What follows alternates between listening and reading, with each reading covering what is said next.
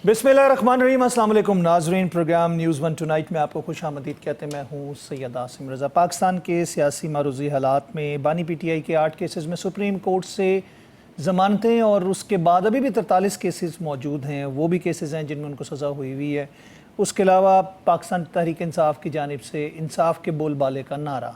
बात ये आती है कि जब भी कोई केसेस का फ़ैसला आता है या ख़िलाफ़ आए तो उसको इंसाफ के नाम के ऊपर एक जिसे कह सकते हैं कलंक का टीका कहा जाता है, या फिर हक में आ जाए तो इंसाफ का बोलबाला होता है।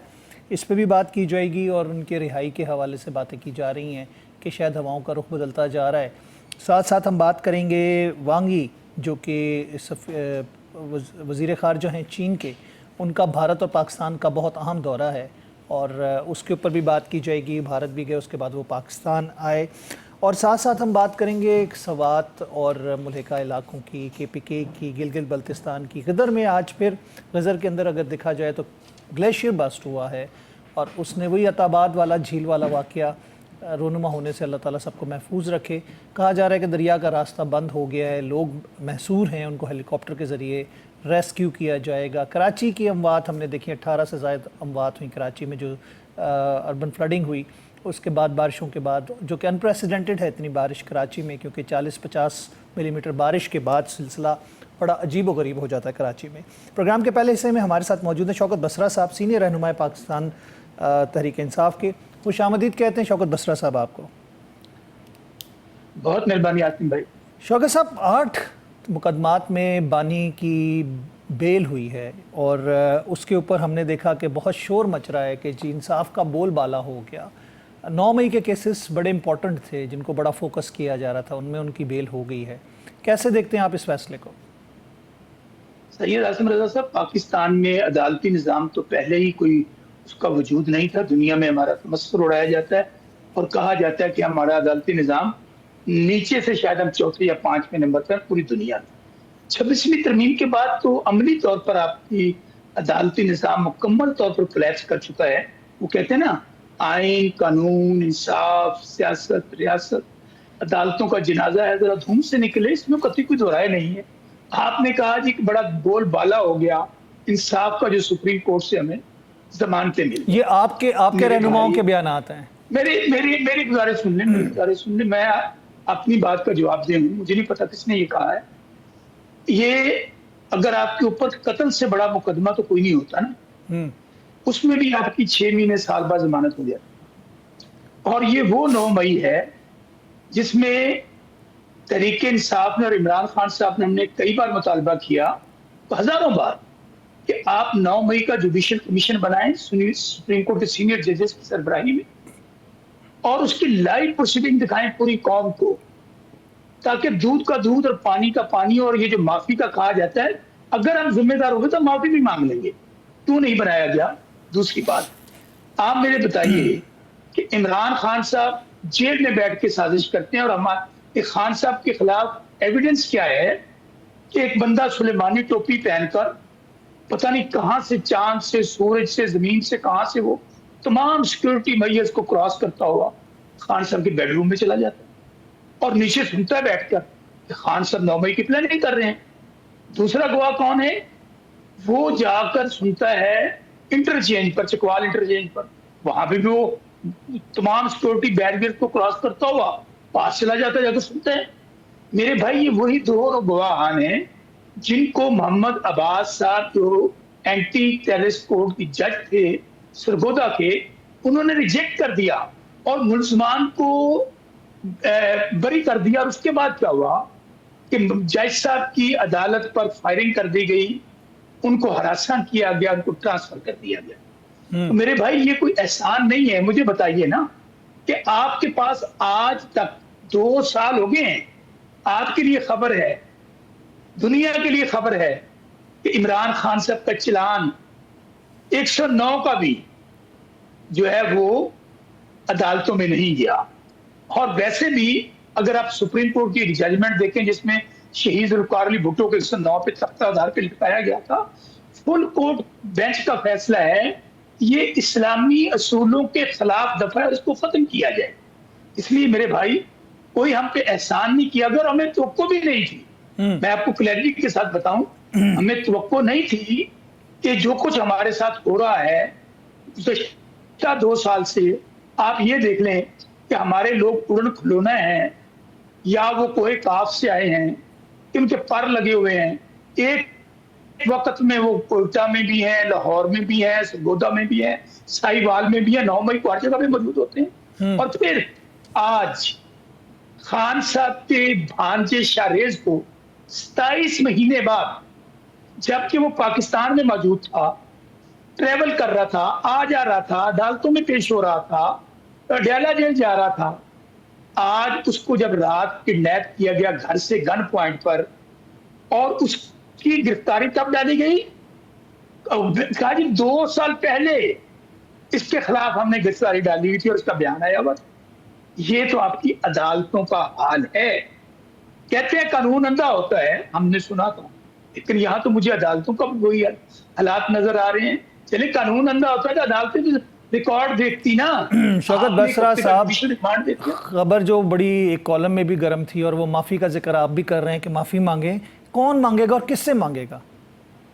हाँ देखिए, मैं फिर समझता हूँ, पहली बात तो इसका मतलब ये है कि 9 मई जो माफी मांग ले, जो कौन मांग ले, कॉन्फ्रेंस कर दे, कौन मांग ले, सुन ले मेरी पूरी आसिम भाई, मेरी पूरी बात। जी जी जी जी। जो 9 मई पर माफी मांग ले, जो प्रेस कॉन्फ्रेंस कर दे, जो तहरीक इंसाफ छोड़ दे, उसके साथ खून माफ, उसका 9 मई माफ, क्या ये आपके सामने पाकिस्तान में नहीं हुआ?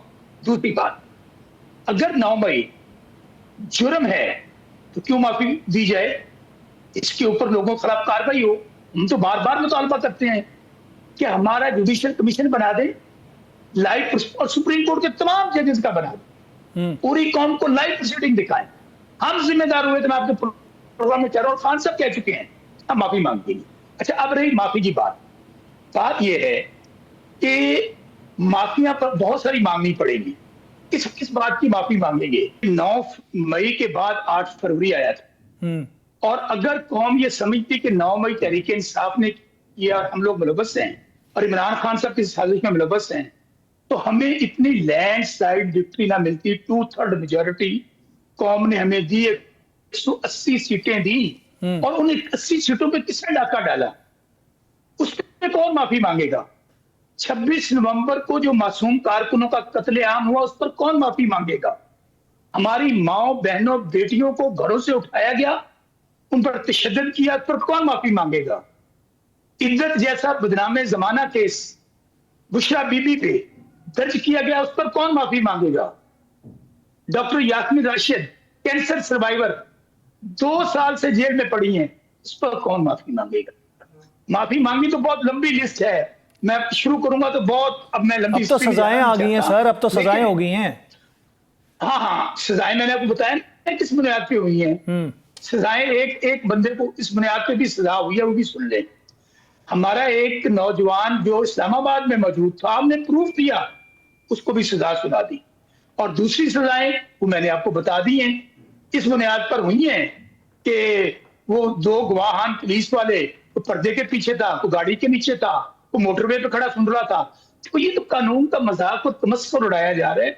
लेकिन इसके बावजूद मैं एक बात बताऊं, हम घबराने वाले नहीं। जितना जुल्म जबर बर्बरियत आसम भाई तहरीक इंसाफ के साथ हुई है, मैं पॉलिटिकल वर्कर हूं, मैंने जिया का मार्शल्ला भी देखा है, शरीफ का मार्शल्ला भी देखा है। इस हद तक नहीं हुआ था कि लोगों की माओ बहनों बेटियों के इस्ते महफूज ना रहे। आप 2.5-3 साल बाद 9 मई को बहाना बनाकर किसी को मर्जी उठाएं और उसको केस में फिक्स कर दें, तो ये वक्त है, गुजर जाएगा। वक्त मुश्किल भी गुजर जाता है, आसान भी गुजर जाता है, लेकिन तारीख बड़ी तलख है, तारीख किसी को माफ नहीं करती। यहाँ पे 10 साल ज़ियाउल-हक रह के गया, 90 दिन के लिए आया था। तो आज मुझे बताइए, उसका कोई नाम लेवा नहीं है, उसका बेटा मेरे से 60,000 वोटों से आ रहा है, वो भी ज़ियाउल-हक कोई बड़ी बात नहीं करता था, वो तीसरे नंबर था मेरे हल्के में, 60,000 वोटों से मुझसे आ रहा था। सो मैं ये कहना चाहता हूं कि आज पाकिस्तान में एक फोर्स है, एक फेडरेशन का लीडर है, इमरान खान, जिसके पीछे 90% कौम खड़ी है। ठीक, बहुत शुक्रिया शौकत बसरा साहब। थैंक यू वेरी मच, आपने अपना कीमती वक्त हमें दिया। हमारे साथ प्रोग्राम में मौजूद हैं कादिर मंदुखेल साहब, सीनियर रहनुमा पाकिस्तान पीपल्स पार्टी के।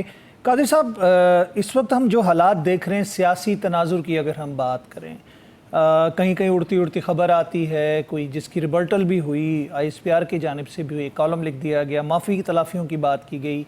फिर उसके बाद हम देखते हैं कि सुप्रीम कोर्ट से जो 8 केसेस में, जिसमें बशमूल 9 मई के केसेस में बेल हो जाना बानी PTI के हवाले से, आपको लगता है कि मामलात के हवाले से कुछ चीज़ें जो हैं वो अंदर चल रही हैं? देखिए, मामला तो हमेशा सियासी पार्टियों के हुकूमत अपोजिशन के बीच में चलते रहते हैं, उसमें कोई आखिर कोई नहीं होता है। भले सामने मुंह पे PTI ना करते रहे, लेकिन अंडरग्राउंड तो वो हर तरह से कोशिश करते रहते हैं। और अगर मैं अलीमा खान साहबा का बयान सामने रखूं या आजम स्वाति साहब का कुरान में हाथ रख के, और वो जो उनकी कोशिशें थी, या इस वक्त गंडापुर जो कोशिश कर रहा है, या गौर खान कर रहा है, तो ये सारी चीज़ें तो चलती रहती है मेरे हिसाब से, और होनी भी चाहिए। मैं इसको गलत नहीं कह रहा हूँ, होनी चाहिए। सियासी पार्टियों के बीच में मुज़ाकरात और बातचीत होती रहती है। लेकिन सियासी जमातों के दरमियान होनी चाहिए ना, जो वज़ीर आज़म भी बात करते हैं। हम जब बात कर रहे हैं इस वक्त मामलात के हवाले से, पाकिस्तान तहरीक इंसाफ के 9 मई के केसेस के हवाले से, एक तरफ हमने देखी कि वर्कर्स को और लीडरान को, बॉसों को सज़ाएँ हो गई, लेकिन बानी के हवाले से उनको बेल दे दी जाती है, और सारा इल्ज़ाम ही यही है कि ये साजिश सारी उन्होंने गढ़ी थी। नहीं, मेरे ख्याल में बहशत कानून के तालिब इल्म मैं आपको बताता चलूँ कि ज़मानत को बड़े गलत रंग में, बड़े गलत अंदाज में, और PTI अपनी रहनुमा, अपनी कारकुनों को बेवकूफ़ बनाने के लिए, जो बंदा सुप्रीम कोर्ट का वकील नहीं भी है वो भी बाहर आके मीडिया टॉक करके, और आगे से कहते हैं 9 मई में सुरखरू हो गए। बाबा कहाँ से हो गए? बात ये होता ना कि जमानत जो पहले ही इन केसेस में दिए जा चुके हैं, उनको क्या सजाएं नहीं हुई है। जमानत का मतलब ये हरगिज नहीं है कि वो कोई केस के ऊपर असरअंदाज होता है। और फिर हमारे यहाँ कानून है, रूल ऑफ कंसिस्टेंसी है, उसमें ये होते हैं कि आपके जो कोई एक्यूज को जमानत मिलती है तो आप भी उसके मुस्तहिक है, या 2 साल से ज्यादा पीरियड होता है वो भी मुस्तहिक करार देते हैं। ये तो बाकायदा एक मतलब फर्क है, बरियत में और जमानत में फर्क होता है, जमीन आसमान का फर्क होता है, जमीन आसमान का। और यहाँ पे जो 8 केसेस के हवाले से जो बात बता रहे हैं, उसमें तो पुलिस ने अभी तक चालान जमा नहीं किया है। अभी जब चालान ही जमा नहीं किया है तो यकीनन फिर कोर्ट के पास कोई रास्ता नहीं है कि अगर प्रोसिक्यूशन ने FIR काटने के बाद एक बंदे को जेल में रखा है और उसके चालान ही जमा नहीं हुआ है, तो वो जमानत का हकदार ऑटोमेटिकली हो जाता है। इसमें कोई बरियत का या कोई ये चीज। लेकिन सवाल ये कि क्या ये जो कल मिठाइयाँ बांट रहे थे PTI वाले, या बड़े बड़े दावे कर रहे थे, क्या सुप्रीम कोर्ट या अदालतें अब ठीक हो गई है? जहां उनको जमानत मिलती है तो अदालत ठीक है, जहां जमानत नहीं होती है तो वहां बुरा भला कहना शुरू कर देते हैं। तो ये भी एक लाइन खींचा जाए कि आखिर करना क्या है उन्होंने। लेकिन कादिर मंदुखेल साहब, आप क्या समझते हैं, क्योंकि आपकी जमात का मौक़िफ़ हमेशा एक ही तरफ हमने देखा है, और उसमें हम चाहे जरदारी साहब की बात करें या मिसाक जमहूरियत पे बेनज़ीर साहिबा के मौक़िफ़ की बात सुने, मसालियत की बात की जाती है, चीज़ों को तय करने की और मुज़ाकरात की बात की जाती है। आप समझते हैं कि इस मामलात के हल के लिए भी हमें बैठना पड़ेगा आमने सामने दोबारा? देखिए, मैं जो जितनी बातें आपसे की है वो सारे मसालिहत वाले और मुज़ाकरात वाले और सियासी पार्टियों के बीच में दौलत की बातें की है मैंने। और हमेशा पीपल्स पार्टी इस बात की हामी रही है कि सियासी पार्टियों के बीच में मुज़ाकरात होने चाहिए। मगर ये लोग तो एम्पायर की उंगली ढूंढते हैं और फिर आगे से एम्पायर भी जवाब बयान दे देते हैं कि भाई मैंने कोई सियासत में मुदाखलत नहीं करना है। तो इन सारी चीजों को लेके तो हर पार्टी का अपना अपना सियासत है। हम ये कहते हैं कि आप मुज़ाकरात करो, आप किसी भी लेवल पे करो, लेकिन सियासी पार्टियों से करो। आप इस्टेब्लिशमेंट की जो उंगली ढूंढ रहे हो, तो इस्टेब्लिशमेंट को आप सियासत में घसीटने की जो आप बातें कर रहे हो, तो फिर जमहूरी तो नहीं हुआ, फिर जमहूरियत तो नहीं कहलाएगा ना। फिर तो आप वही करेंगे कि जो अफवाज पाकिस्तान ने या हमारे अदारों ने जो हल्फ लिया पाकिस्तान का कि वो सियासत में मुदाखलत नहीं करेंगे, आप तो उसकी हल्फ की खिलाफवर्जी पे उनको जो है ना वो दावत दे रहे हो। तो मैं नहीं समझता हूँ कि PTI को ये सारी चीज करनी चाहिए। कादिर मंदुखेल साहब, आप समझते हैं कि जो PTI के रहनुमाओं को डिसीट कर दिया गया है, उनको सजाएं हुई हैं, उससे अपोजिशन कमज़ोर होने से कोई खिलाफ पैदा होगा पार्लियामेंट के अंदर? देखिए, मुझे तो अभी अपोजिशन लीडर का सीट ही खतरे में लग रहा है। उसकी बड़ी वजह ये है कि महमूद खान अचकज़ई साहब को पीटीआई ने उसको मुंतखब किया है, और जबकि पीटीआई का एक मेंबर भी नहीं सब कौमी असम्बली में नहीं है।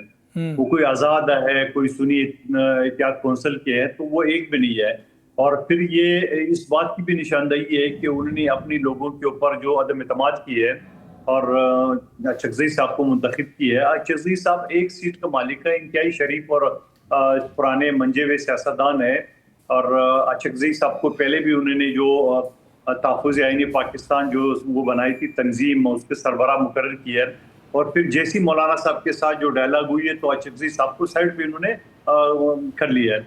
आज फिर उनके अंदर जो दड़ेबाजी है, उन दड़ेबाजियों को ख़त्म करने के लिए उन्होंने अचकज़ई साहब का इंतखाब किया। और अभी कुछ दिन पहले जो प्रेस कॉन्फ्रेंस की, आल पार्टी कॉन्फ्रेंस जो अपोजिशन की हुई थी, वहाँ पीटीआई के किसी रहनुमा ने, किसी दड़े ने उनकी सरबराही नहीं किए, बल्कि वो मुस्तफ़ा नवाज कोकर साहब ने वो प्रेस रिलीज पढ़ के सुनाई है। तो जो न कोई पार्टी है, न कोई मुंतखब नुमाइंदा है, कुछ भी नहीं है। तो इससे एक ज़ाहिर होता है कि पीटीआई के दड़ों में इतना ना इत्तेफाकी है कि वो किसी एक दड़े पे मुत्तफिक नहीं होते। इस वजह से उन्होंने महमूद खान अचकज़ई साहब या मुस्तफ़ा नवाज कोकर साहब के लोगों को चुनना पड़ता है। तो इससे आपको लगता है कि अपोजिशन अगर वीक होती है पार्लियामान के अंदर, जिन तमाम चीज़ों का आप जिक्र भी कर रहे हैं, और बज़ाहिर यही लग रहा है कि बहुत सारे मेंबरान जो हैं, चाहे सेनेट के हैं, चाहे कौमी असम्बली की बात की जाए, तो वो डी सीट हो जाएंगे, तो उनका अपोजिशन लीडर की सीट के हवाले से भी बात की जा रही है। तो ये तमाम चीज़ों के बाद अपोजिशन कमज़ोर हुई तो उसका नुकसान किसको है? देखो, अपोजिशन कमजोर हुई तो अपोजिशन को नुकसान होगा, हुकूमत को तो फायदा होगा ना। इस चीज को आप क्यों नहीं समझ रहे हो? अपोजिशन मजबूत होती है तो हुकूमत को टफ टाइम देती है। अपोजिशन अगर कमजोर हो तो यकीनन हुकूमत को फायदा होती है। और आप देख रहे हैं अपोजिशन का, जहां 12 साल से पीटीआई की हुकूमत है खैबर पख्तूनख्वा में, न उन्होंने कभी अमन अमान के हवाले से कोई हुकूमती या सियासी पार्टी से मुज़ाकरात की है, न मईशत के हवाले से, न बेरोजगारी के हवाले से। कोई ग्रैंड अलायंस बना सके हैं वो, इवन मौलाना फजलुर रहमान साहब भी उनके साथ बना सके। लेकिन जहां उन्होंने 6, 7 या 8 दड़े आपस में थे और वो समझ रहे थे कि उनके 2 सेनेटर भी मुंतखब नहीं हो सकते, तो वहां तो अपोजिशन के घुटनों को हाथ लगाए, चाहे मौलाना साहब हो, चाहे पीपल्स पार्टी हो, चाहे नून लीग हो। और आपने देखा कि जिनकी ये शक्लें नहीं देखते थे, गाली गलौज से नवाजते थे, और उन्हीं अपोजिशन रहनुमाओं को वो खैबर पख्तूनख्वा यूमस में दावतें और खाने और चाय पे मधु करते थे और मुज़ाकरात करते थे और सीटें आपस में बांट ली है। तो ये क्या है साहब? तो आप उसको अगर मैं ठीक है इसको अच्छा समझता हूँ, लेकिन आप ये देखिए कि काश अमन अमान के हवाले से भी वो अपोजिशन को साथ ले लेते। खैबर पख्तूनख्वा में जो अपोजिशन है, काश वो जो लैंड ऑर्डर है उसके हवाले से ले लेते, चाहे काश वो बेरोजगारी के लिए हवाले से, काश वो तरक्याती काम के हवाले से, काश वो टिम्बर माफिया के हवाले से, जो इस वक्त खैबर पख्तूनख्वा जो है ना वो एक क्लाउड ब्रस्ट के हवाले से जो तबाहशुदा है, उसको तो मेन रीजन वही है कि आपने सारे पहाड़ जो है ना वो गंजे कर दिए, दरख्त तो सारे काट कर दिए। और ये टिम्बर माफिया कौन है? इनका फ्रंट मैन कौन है? क्या वो गंडापुर साहब की तरफ उसकी तानेबान नहीं मिलते हैं? और अगर नहीं मिलते हैं तो वो जो बिलियन ट्री जो स्कीम था उसको बनाने के बजाय सारे दरख्त काट दिए है, जिसकी आज पख्तूनख्वा की आवाम उसको भुगत रही है। तो मैं ये समझ रहा हूँ कि इन चीज़ों के ऊपर उन्होंने सियासी पार्टियों के साथ बात करनी चाहिए, बैठना चाहिए, न कि सेनेट में लेने देने की ये सीट तेरा, ये सीट मेरा। जी, वो फरमाते हैं कि जी दरख्त काटने से सैलाब नहीं आते। ये बड़ी हैरान स्टेटमेंट मैं देख रहा था। फिर और देखिए मेरा ताल्लुक भी पहाड़ी इलाके से है। जहां दरख्त होते हैं नदी नालों में, वहां उस नदी नाले मजबूत होते हैं, उनकी पुश्तें जो है ना वो मजबूत होती है। जहां नदी नाले कंजे होते हैं वहां पे जो है ना वो किसी वक्त भी पानी किसी वक्त भी तोड़ सकता है। आप अगर नहरें ले ले या दरिया सिंध ले ले, अगर वो अपने उस पे आ जाता है, पहाड़ की जमीन कच्ची हो जाती है, लैंडस्लाइडिंग होती है, तोड़ते रहते हैं। लेकिन वो चूंकि दरिया सिंध है, उसके दोनों साइड पे जो जमीनें हैं वो कच्चे होते हैं, इस वजह से वो टूटने के ज्यादा खतरात होते हैं। लेकिन पहाड़ों के बीच में जो ना उसमें यही होता है कि अगर आपके दरख्त हो तो आपकी जो इमलाक है, घर है, होटल है, वो सारी चीज महफूज होता है। बहुत बहुत शुक्रिया कादिर मंदुखेल साहब आपका, आप अपना कीमती वक्त आपने हमें दिया, अपने तज्जिया से हमें आगाह किया। हम लेंगे यहाँ पे वक्फा, उसके बाद दोबारा मिलते हैं।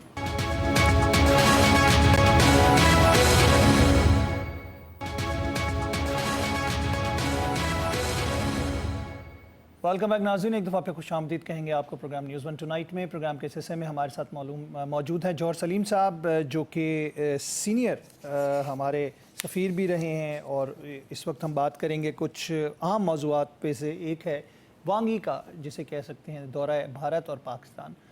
وانگ جی جب پاکستان آئے تو انہوں نے پاکستان اور چین کی، جسے کہہ سکتے ہیں نا کہ مشترکہ کاوشوں کے حوالے سے بھی روشنی ڈالی، اہم شخصیات سے بھی ملے، اسٹریٹجک پارٹنرشپ کے حوالے سے بات کی۔ لیکن بھارت میں دیکھا جائے تو وہاں پر برہما پترا کے حوالے سے، دریا پہ ڈیم بنانے کے حوالے سے بھی بات ہوئی، پھر کوئی زبردستی تھوپنے کی کوشش کی بھارت نے، دہشت گردی کا ایشو بیچ میں، جو کہ ایس سی او کی میٹنگز میں بارہا کوشش کرتا رہا، ناکام ہوا۔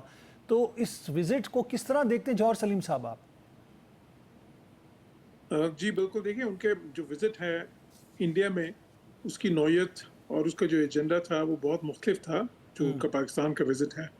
پاکستان کے ساتھ تو چائنیز جو ہے فارن منسٹری کے اسپوکس پرسن کہہ چکے ہیں یہ ایک آل ویدر اسٹریٹجک پارٹنرشپ ہے ظاہر ہے دونوں ملکوں کی، اور اس کے حوالے سے ہی ظاہر ہے کہ مزید تعاون بڑھانے کے، اور یہ جو ہے ایک میکنزم ہے دونوں ملکوں کے درمیان جس میں ہر سال وزیر خارجہ کی سطح پہ یہ ملاقاتیں ہوتی ہیں۔ ایک سال پاکستان میں ہوتی ہے، ایک سال چین میں ہوتی ہے، اور اس میں پھر اور پاکستان اور چین کے درمیان اتنا کچھ چل رہا ہے تعاون کا، اگر دیکھیں پورا سی پیک ہے، پھر دفاعی شعبے میں اتنا زیادہ تعاون ہے، ہماری سب سے بڑی ٹریڈ دنیا میں چائنا کے ساتھ ہے، بہت سے اور شعبوں میں بھی بہت ہی زیادہ سگنیفیکنٹ تعاون ہے۔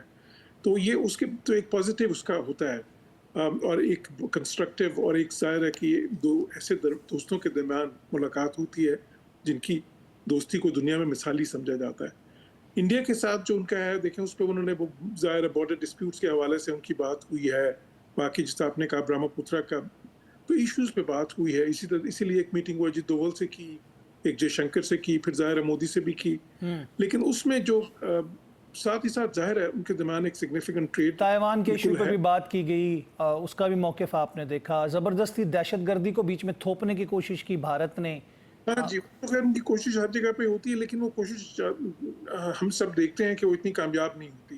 وہ ایک تو ان کیا کا اس کو ہم یہ نہیں کہیں گے کہ تھوکے کو چاٹنے والی بات بھارت کر رہا ہے؟ کیونکہ جس طرح چین کے خلاف وہ زہر اگلتا رہا، اور پاکستان کے ساتھ جب اس کو جوتے پڑے تو اس میں چین کا نام لیا کہ اصل میں تو چین سے لڑائی ہوئی ہے ہماری، اور اس کے بعد جس طرح وہ پیر پکڑ رہا ہے چین کے، کیسے دیکھیں گے آپ؟ دیکھیں یہ ہندوستان کی جو فورن پالیسی ہے، ان کی باقی پالیسیز کی طرح یہ منافقت پہ بیسڈ ہے۔ ہپوکریسی جو ہے نا وہ ہمیشہ سے ان کی اس طرح ہی رہی ہے، ڈبل سٹینڈرڈز، ہپوکریسی، اور پھر جو ہے نا کوئی اصولی موقف کہیں پہ نہیں ہوگا۔ اسی لیے اس قسم کی جو ہے نا وہ نظر آتی رہتی ہیں آپ کو زگ زیگ قسم کی، کہ ابھی ایک سٹیٹمنٹ ادھر دے دی، اس کے بعد پھر ساتھ ہی ان سے جا کے ملاقات کر لی، اس میں بالکل ایک مختلف بات کر دی۔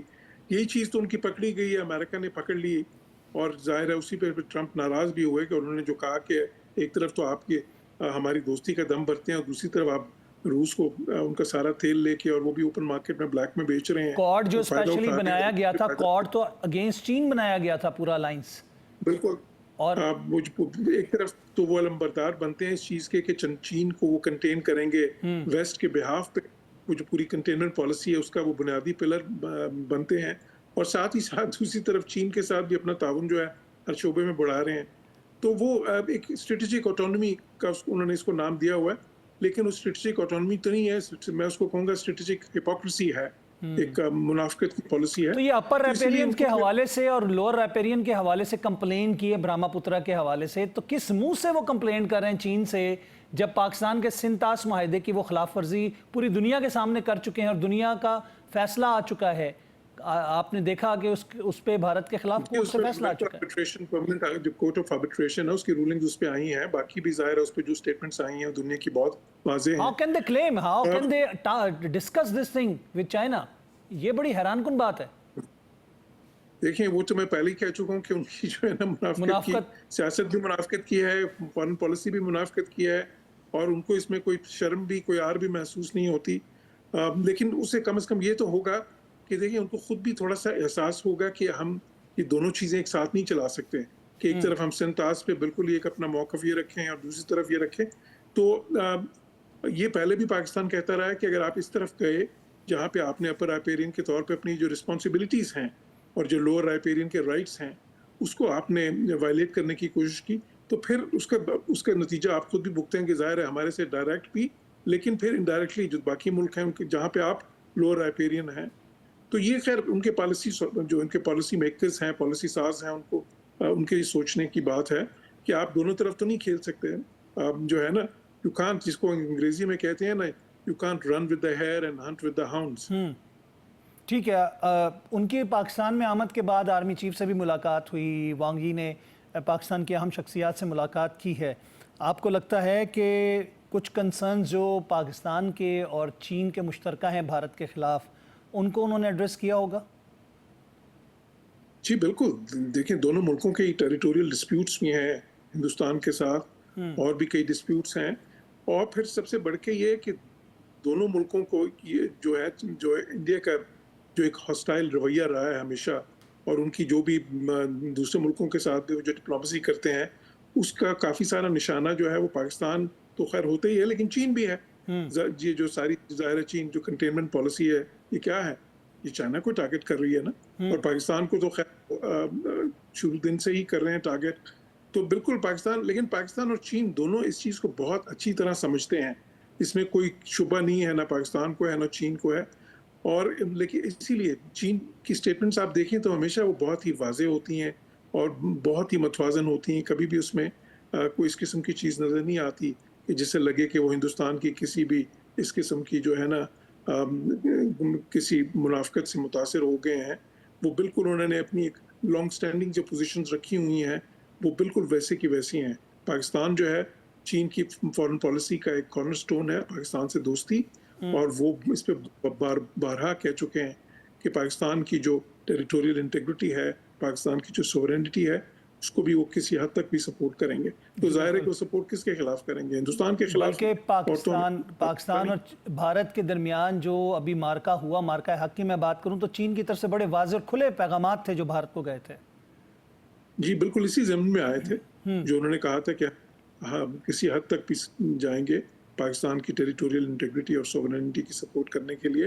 اور وہ اس کو ایڈریس کس کو کر رہے تھے؟ وہ بھارت کو ہی ایڈریس کر رہے تھے. تو اس کا مطلب تو یہ ہوا جوہر سلیم صاحب کہ بھارت اس وقت امریکہ سے مار کھانے کے بعد، ہزیمت اٹھانے کے بعد، امریکہ کو دکھانا چین سے قربت چاہ رہا ہے.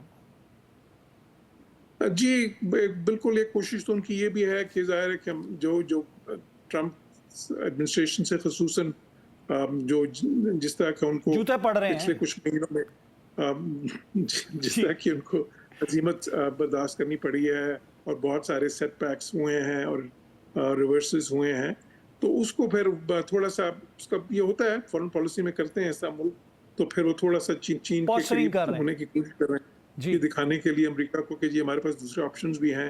حالانکہ یہ کوئی آپشن نہیں ہے ان کے پاس. یہ تو جو ہے امریکہ کو اس چیز پہ تو اعتراض نہیں تھا کہ کوئی چین کے ساتھ وہ ٹریڈ ریلیشنز امریکہ نے کبھی بھی نہیں کہا کہ آپ نہ رکھیں. تو یہ کوئی آپشن نہیں ہے ان کے پاس. یہ this is not a strategic option they have. یہ جو ہے امریکہ کو اس پوسٹرنگ کا ان کے لیے بہت واضح ہے. اس پوسٹرنگ میں کچھ بھی نہیں ہے، یہ صرف پوسٹرنگ ہے. تو اس کو وہ بھی بہت سیریسلی نہیں لیں گے. اور چین کیا دیکھ رہا ہے؟ آپ کو کیا لگتا ہے کہ چین کی پالیسی جو کہ ہم دیکھ رہے ہیں وہ فوراً پاکستان کے دورے پہ آ گئے، اور آپ کو کیا لگتا ہے کہ چین بھارت کی طرف سے اس منافق پالیسی کو دیکھتے ہوئے کوئی ایسا پوائنٹ نہیں چھوڑے گا جس سے بھارت فائدہ اٹھائے؟ نہیں جی دیکھیں چائنا کا ہمیشہ سے یہ جس سے میں نے کہا ایک بڑی لانگ سٹینڈنگ ان کی پالیسیز ہوتی ہیں، اور وہ بڑی اسٹریٹجکلی دیکھتے ہیں چیزوں کو، اور ان کا ہمیشہ بڑا لانگ ٹرم ویژن ہوتا ہے. ہمیشہ جب چائنیز فارن پالیسی کو آپ جب بھی دیکھیں تو وہ جو ہے نا 20 25 30 سال آگے دیکھتے ہیں. اور پھر دوسرا یہ ہوتا ہے کہ انہوں نے کچھ اپنے اصول بنائے ہوئے ہیں فارن پالیسی کے، اور کچھ اپنے جو ڈٹرمن کیے ہوئے ہیں کہ یہ ہمارے پارٹنرز ہیں اور یہ ہمارے جو ہیں اسٹریٹجک رائیولز ہیں، وہ ان کو بدلتے نہیں رہتے. لیکن ساتھ ہی ساتھ یہ بھی چین کی ایک بڑی ہمیشہ سے پالیسی رہی ہے کہ جہاں تک ٹریڈ کا تعلق ہے، جہاں تک ایک نارمل انٹریکشن کرنا ہے تو وہ سب سے کرنا ہے. بیکاز جب انہوں نے ڈیولپمنٹ کا سفر طے کرنا تھا تو ڈینگ شاؤپنگ کی اس وقت سے یہ پالیسی تھی کہ اپنے نیبرہڈ میں ہم نے پیس رکھنا ہے، اور جو ہے نا کانفلکٹس جو ہے ان کو فریز کرنا ہے یا ان کو ریزالو کرنا ہے. اور کوئی 23 ان کے کانفلکٹس تھے جو ٹیریٹوریل ڈسپیوٹس تھے ان کے बॉर्डर डिस्प्यूट्स थे उसमें से 17 के करीब उन्होंने रिजॉल्व कर लिए हैं। तो वो उनकी एक पॉलिसी है, लेकिन साथ ही साथ वो किसी से धोखा भी नहीं खाते। जी, वांग यी ने ताइवान के हवाले से भी बात की वहाँ पे, जो टेरिटोरियल डिस्प्यूट्स की आप बात करें तो उस पे भारत का मौक़िफ़ बड़ा, जिसे कह सकते हैं ना कि अजीब व गरीब हमने देखा कि वो जिस तरह की स्टेटमेंट देना चाह रहे थे, जिस तरह की वो दहशतगर्दी के तनाजुर में पाकिस्तान पे रख के बात कर रहा था भारत, साथ ही चीन ने ताइवान के इशू पे बात कर दी। बिल्कुल, देखिए इंडिया की तो एक डिसेप्टिव होती है ना, उनकी जो है ना कोशिश यही होती है हमेशा कि जो है एक तो खैर पाकिस्तान के खिलाफ प्रोपेगेंडा हर फोरम पे, हर जगह पे पॉइंट स्कोरिंग की कोशिश करना, जो कि अब खासे अरसे से वो कोशिशें बिल्कुल कामयाब नहीं हो रही। दूसरा ये है कि उनकी कोशिश ये होती है कि किसी न किसी तरह जो है ना एक साइड को भी जो है ना दे दें इंडिया कि हम आपके साथ ही हैं बिल्कुल, और यही प्ले दूसरी साइड के साथ भी करें। ये कोई उनकी तारीख ही है, ये तो उस वक्त से हज़ारों साल पहले से जो है ना उनकी जो फिलॉसफी है ये उसका हिस्सा है, लेकिन ये कोई इतनी कामयाब नहीं होती। देखें, लॉन्ग टर्म में नहीं कामयाब होती, शॉर्ट टर्म में आप लोगों को बेवकूफ़ बना सकते हैं या मुल्कों को बेवकूफ़ बना सकते हैं, बट जब ज़्यादा साल की बात होती है, महीनों की बात होती है, तो उस वक्त फिर इस किस्म की जो है ना वो पॉलिसीज़ नहीं चलती। जी बिल्कुल ठीक कहा आपने। अच्छा, आप क्या देख रहे हैं फर्दर मोर, अगर हम बात करते हैं अभी SCO की जो वज़ीर आज़मों की हवाले से हम बात करेंगे, वहाँ पे बड़ा चर्चा है कि मोदी जाएगा चीन और शी जिनपिंग से मुलाकात करेगा। आपको क्या लगता है कि ये वही होगा जिस तरह के हमने देखा था कि इनके डिफेंस मिनिस्टर जब गए थे चीन, तो उनका जैसा वहाँ पे इस्तकबाल हुआ था, तो उनका मोदी साहब का भी वैसे ही होगा? देखिए, इस तरह के दौरे जो होते हैं उनसे कोई ये बहुत ज़्यादा फ़र्क नहीं पड़ता, और वो जो हिंदुस्तान पहले भी जिस तरह करते रहे, आपने उनका नतीजा देख लिया है। उनके जो ताल्लुकात हैं उसमें जो बुनियादी अंसर है वो ट्रेड है, तो वो ट्रेड तो रहेगी उनके बीच में, बिकॉज दोनों बहुत बड़ी इकोनॉमीज़ हैं, इतनी पॉपुलेशन दुनिया के सबसे बड़ी पॉपुलेशंस हैं, फिर ज़ाहिर है कि नेबर्स भी हैं, तो और फिर उनकी जो ग्रोइंग इकोनॉमीज़ हैं दोनों मुल्कों की, तो वो ट्रेड का पोटेंशियल इतना ज़्यादा है। और वो चीन की भी पॉलिसी ये है कि वो ट्रेड तो पूरी दुनिया के साथ वो करते हैं, और जो है ना इनफैक्ट इस वक्त चीन दुनिया का सबसे बड़ा ट्रेडिंग मुल्क है, अमेरिका से भी बड़ा है वो ट्रेड के, खुसूसन एक्सपोर्ट्स के ज़मीन में तो अमेरिका से सिग्निफिकेंटली वो बड़े हैं।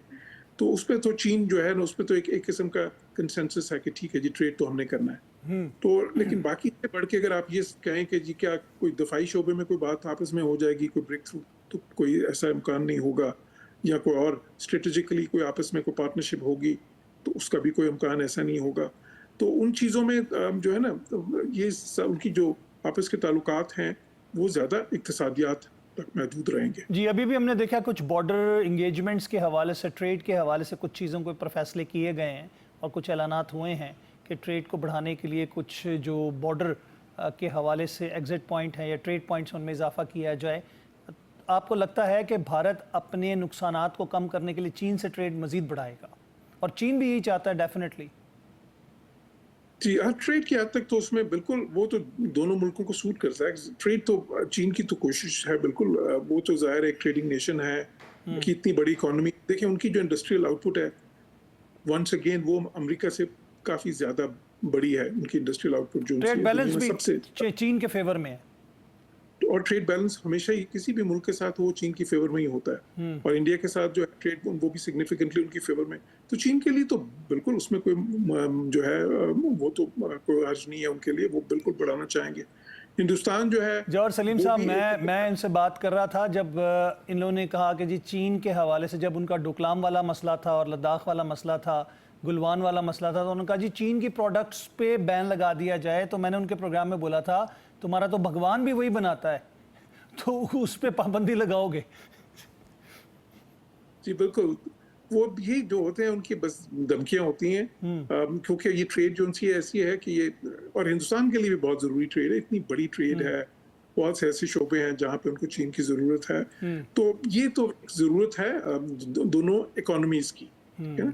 लेकिन ये कोई दोस्ती नहीं है दोनों लोगों के, पीपल्स के दरमियान, जिसको कहते हैं ना नेशंस के दरमियान, वो नहीं है, ये एक ट्रेडिंग रिलेशनशिप, जज्बात से हट के चीज़ को देखा जाता है। बहुत शुक्रिया जौहर सलीम साहब, आपने अपना कीमती वक्त हमें दिया, आप हमारे प्रोग्राम में हमारे साथ शामिल रहे। नाज़रीन, मैं लूँगा वक्फा, उसके बाद दोबारा मिलते हैं।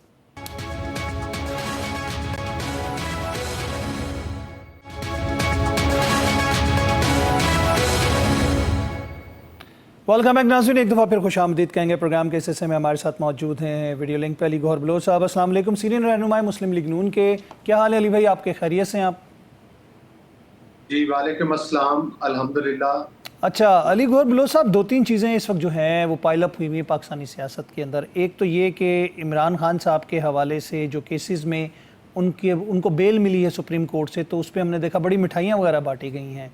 आपको क्या लगता है फिर वो माफ़ी तलाफ़ी के हवाले से कॉलम भी सोहेल वड़ाई साहब का, जिसकी रिबर्टल आ गई ISPR ने, उस पर ना सिर्फ उसको गलत कह दिया बल्कि ये कहा कि किसी को इंटरव्यू नहीं दिया गया, लेकिन एक बात जिक्र आया उसमें माफ़ी तलाफ़ियों के हवाले से। आपको क्या लगता है कि अंदरून खाना हुकूमत का भी कोई बीच में सिलसिला चल रहा है PTI के रहनुमाओं के साथ? बिस्मिल्लाहिर्रहमानिर्रहीम। देखिए आसिम साहब, बात ये है कि सबसे पहली बात तो ये है कि जो माफ़ी वाली बात हुई थी, वो जो ISPR की तरफ से बयान आया है, वो मतलब है कि उनका इंटरव्यू के हवाला से तरदीद आई कि किसी ऐसा को कोई इंटरव्यू नहीं हुआ कि जिसमें माफ़ी तलाफी की बात हो। लेकिन आपको याद होगा कि ISPR की तरफ से तो बड़ा क्लियरली कहा गया था कि जिस किस्म के भयानक जराइम इन्होंने किए हैं उस पर इनको माफ़ी मांगनी चाहिए, और माफ़ी जाहिर है किसी एक फर्द वाहिद से नहीं, पूरी कौम से माफ़ी मांगनी चाहिए, इदारों से माफ़ी मांगनी चाहिए। ये कि NRO का हिस्सा नहीं है, ये तो एक वो नसीहत है जिस तरह से आप किसी को कहें कि भाई आप अपने गुनाहों का कुफारा अदा करो, को तौबा तायब हो। बाकी तो अदालती एक प्रोसीजर है, किसी को NRO नहीं है, उस अदालती प्रोसेस से गुजरना है आपने। आप सच्चे हैं तो आपको सजा नहीं होनी चाहिए, आप झूठे हैं तो आपको बिल्कुल बचना भी नहीं चाहिए। और इस सिलसिला में काफी लोगों को तो सजाएं हो चुकी हैं। मेरा ख्याल है कि ये चीजें अब आउट ऑफ क्वेश्चन है, NRO वाली और वो बातें, वो सारे अदालती मामला चल रहे हैं। दूसरी आपने दो बातें की हैं, एक मिठाई वाली बात है और एक उनकी बानी PTI की जमानत की बात है। आपको याद होगा एक पिक्चर पिछले दिनों में वायरल हुई थी, जब नवाज शरीफ साहब को झूठे मुकदमात में डिस्क्वालीफाई किया गया था और भाई साहब जो है वो RTS सिस्टम के जरिए हुकूमत पर बरजमान होने की इब्तिदा कर रहे थे।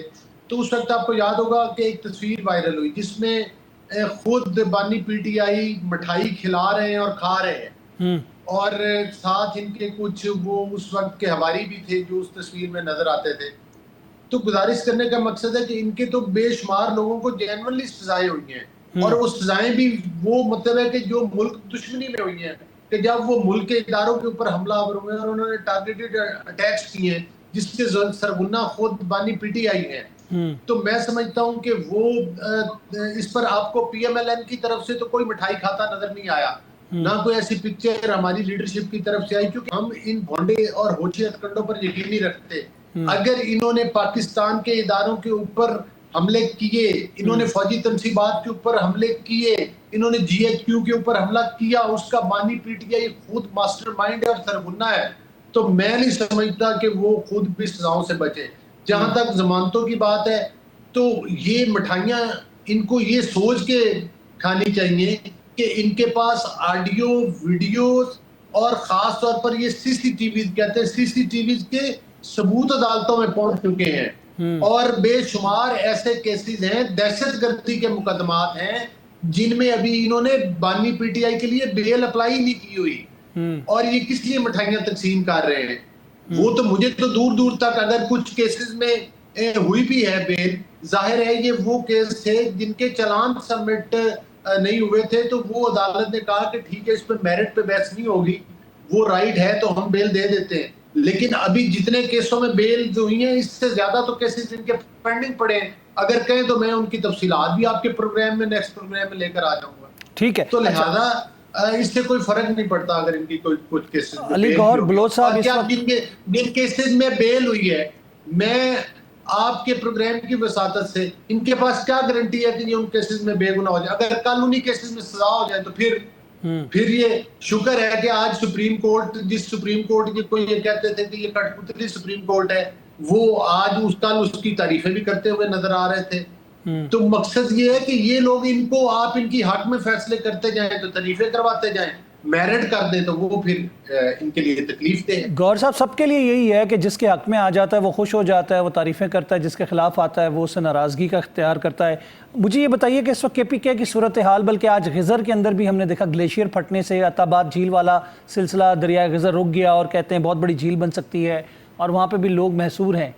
वफाकी हुकूमत की तरफ से उठाए जाने वाले इक़दामात जो हैं, NDMA को जिस तरह हिदायत दी हैं, वज़ीर आज़म ने ख़ुद भी गए हैं, आपको क्या लगता है कि KP हुकूमत के साथ मिलकर आप लोगों की मुश्किलात कम करने में मददगार हो सकेंगे? देखिए आसिम साहब, पहली बात तो ये है कि जो कुछ भी है ये कुदरती ज़ाहिर है आफात हैं, और इसमें मेरा नहीं ख्याल कि हमें किसी भी पॉलिटिकल पार्टी को इस मौका पर सियासत करनी चाहिए। हमें प्राइम मिनिस्टर ऑफ पाकिस्तान ने जिस तरह से एक आला मिसाल कायम की है कि उन्होंने मरकज की तरफ से, फिर वज़ीर आला पंजाब ने पंजाब की तरफ से, फिर दीगर सिंध और दीगर सूबे भी मैं समझता हूँ कि उसमें जो हैं वो नहीं, आज वज़ीर आज़म ने काबीना के इजलास में दरख्तों की कटाई के ऊपर गलियात में भी और बशमूल KPK के हवाले से बड़े शिकवे का और बड़े गुस्से का इजहार किया है। आपको मालूम है? मैं उसी तरफ आ रहा हूँ जी, मैं उसी तरफ आ रहा हूँ। देखें, मैंने खुद देखा कि जब ये वाक़यात हुए तो उस वक्त जो वज़ीर आला है गंडापुर साहब, उनका बड़ा हकारत भरा एक मैसेज जो है और वो वीडियो बयान, बल्कि एक मीडिया से उन्होंने टॉक किया, उनका मुझे किसी की इमदाद की जरूरत है। मतलब है कि लोग आपकी इमदाद के लिए कदम बढ़ा रहे हैं, आप यहाँ पर भी सियासत कर रहे हैं और लोगों को मुतनफ़र कर रहे हैं कि आप इमदाद के लिए क्यों आ रहे हैं। मतलब आपके पास कितने वसाइल हैं, आपके पास वसाइल होते या आप लगाना चाहते होते, हमदर्द होते, तो आज आप स्कूलों की लैट्रीन बना देते जो आज तक आप नहीं बना सके। आप पेशावर को में फरादिक लैब बनवा देते अगर आपकी नीयत ठीक होती है, आप 26 करोड़ के बिस्किट खाने की बजाय। लेकिन इन तमाम चीजों के बावजूद हमारी वफाकी हुकूमत, हमारी पंजाब की हुकूमत दिलो जान से पाकिस्तान के तमाम मसाइल जो हैं वो इंशाअल्लाह ताला बगैर किसी मुतसब्बन में KPK के ऊपर करेंगे। और जो ये टंबर माफिया के जरिए वहां से दरख्त चोरी करवा रही है KPK की हुकूमत, जो कि अब तीसरी हुकूमत है, ये आप ये तो नहीं कह सकते कि हमें 2 साल हुए या 3 साल हुए, अब तो इनको 15 साल होने वाले हैं। और वहां पर ये KPK को बहुत बुरी तरह करप्शन के जरिए हर तरह से खा पी रहे हैं। मैं समझता हूँ कि असल इस तबाही के ज़िम्मेदारान ये लोग हैं जो कि वहाँ के टंबर माफिया के जरिए जो है वो लकड़ियां चोरी करवा रहा है। एज़ वज़ीर आला 26 करोड़ के बिस्किट कहता है कि लग गए हैं, और कोई ऐसा शोबा नहीं है KPK हुकूमत का जिससे ये दिन रात कितने गंभीर हालात में हमने मुल्क को संभाला। अल्हम्दुलिल्लाह आज पाकिस्तान डिफॉल्ट से बचा है, आज पाकिस्तान तरक्की की राह पर गामजन है, आज पाकिस्तान में महंगाई की शरह नीचे आई है। मैं समझता हूँ कि ये साल जो है ये पाकिस्तान के लिए जो है अपॉर्चुनिटीज का साल है। ये साल जो है ये पाकिस्तान की तरक्की का साल है। और आपने देखा कि हमने पाक भारत जंग में अल्लाह ताला ने हमें कामयाबी से नवाजा। हमारी अफवाज जो है वो जिस तरह से उन्होंने किरदार अदा किया वो किसी ढका छुपा हुआ नहीं। बिल्कुल ऐसे ही है। लेकिन अली गौहर साहब, बात ये आती है कि आपने कहा टिम्बर माफिया, हम स्टोन क्रशर्स की भी बात करें, फिर दरियाओं के अंदर भी हमने देखा कि स्टोन क्रशर्स और वो गोल्ड के हवाले से हमने देखा कि वो दरिया सिंध का वो जो एरिया है उसमें खड्डे खोदने शुरू कर दिए हैं, जिससे पानी आने के बाद नुकसानात भी हो रहे हैं। आपको लगता है कि वफाकी हुकूमत इसमें कुछ कर सकेगी? देखिए, बिल्कुल मैं समझता हूँ कि वफाकी हुकूमत जो भी किरदार KPK हो या कोई सूबा हो जहाँ पर कुदरती आफात है उसमें तो हमने पीछे नहीं हटना। उसमें हमने ये नहीं देखना कि ये क्या कह रहे हैं, या क्योंकि वो हमारे अवाम हैं, वो हमारे भाई हैं, वो तकलीफ में हो। और यहाँ पर मैं आपको ये भी बताना चाहूँगा कि ना सिर्फ वफाकी हुकूमत, आपके जितने इर्द गिर्द के ममालिक हैं उनके साथ हमारे खारजा की वजारत ने रब्ता किया है। बेशुमार ममालिक की जो है इनकी तरफ से जो ग्रांट्स हैं, जो एड्स हैं, वो हम तक पहुंचना शुरू हो गई। हमारी तरफ उन्होंने इरादा किया कि वो हमें इसमें पूरी खुल के इमदाद करेंगे, जिसमें बेशुमार ममालिक हैं आपके दोस्त के। वो एक बड़ी लंबी लिस्ट है उसकी। और हमें तो ये है कि अल्लाह करे वो तमाम चीजें जो है, सबसे जो खतरनाक मरहला होता है वो रेस्क्यू का होता है, वो मुकम्मल हो गया, लाशें निकाल ली गई। अब रिहेबिलिटेशन का एक सिलसिला है जिसकी इमदाद की आप बात कर रहे हैं। आप समझते हैं कि शफाफ और मुनसफाना अंदाज में जो इमदाद होगी, जो पाकिस्तान से लोग भेजना चाह रहे हैं, जो बाहर से भेजना चाह रहे हैं, जो ममालिक भेजना चाह रहे हैं, वो हुकूमत KPK की को देंगे या आप बराह रास्त लोगों को देंगे? असूलन तो आपको हुकूमत KPK को देना चाहिए।